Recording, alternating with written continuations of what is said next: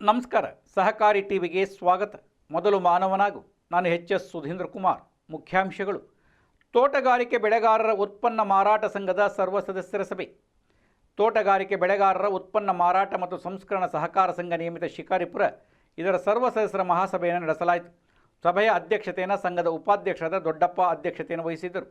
ಸಂಘದ ನಿರ್ದೇಶಕರಾದ BD. ಬುಕ್ಕಾಂತ್, CP. Hegde, ಕೋಮೇಶ್ವರಪ್ಪ, Lokeshwarappa, Channabasappa, Shivakumar Naik, ಕಿರಣಕಾಂತ್, Anoop Rangappa, Palakshappa ಬೆಳಕಿ, Shrimati Kamalamma, Nagarajappa, Gayatri, Suresh, Chandrakala, Manjappa ಮತ್ತು ಸಂಘದ ಸದಸ್ಯರು ಕೂಡ ಉಪಸ್ಥಿತರಿದ್ದರು. ಸಭೆಯನ್ನು ಶ್ರೀಮತಿ ಮಂಗಳಾ ವಿಶ್ವೇಶ್ವರಯ್ಯ ಅವರ ಪ್ರಾರ್ಥನೆಯೊಂದಿಗೆ ಸಭೆಯನ್ನು ಪ್ರಾರಂಭಿಸಲಾಯಿತು. ನಂತರ ಸಭೆಗೆ ಆಗಮಿಸುವವರನ್ನು ಕಾರ್ಯದರ್ಶಿಯಾದ ತುಂಬುರುದೆಯಿಂದ ಸ್ವಾಗತಿಸಿದರು. ನಂತರ ಜ್ಯೋತಿ ಬೆಳಗುವುದರ ಮೂಲಕ ಉದ್ಘಾಟನೆ ಮಾಡಲಾಯಿತು.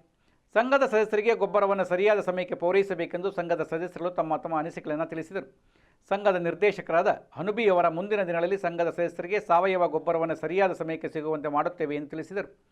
ನಂತರ ಬಿ.ಡಿ. ಬುಕ್ಕಾಂತ್ ಅವರು ತಮ್ಮ ಸಹಕಾರ ಸಂಘದಲ್ಲಿ ಗೋಡನ್ ಮಳಿಗೆಗಳು ಖಾಲಿ ಇರುತ್ತವೆ, ಸದಸ್ಯರಿಗೆ ಬೇಕಾದರೆ ಬಾಡಿಗೆ ರೂಪದಲ್ಲಿ ಪಡೆದುಕೊಳ್ಳಬೇಕೆಂದು ತಿಳಿಸಿದರು.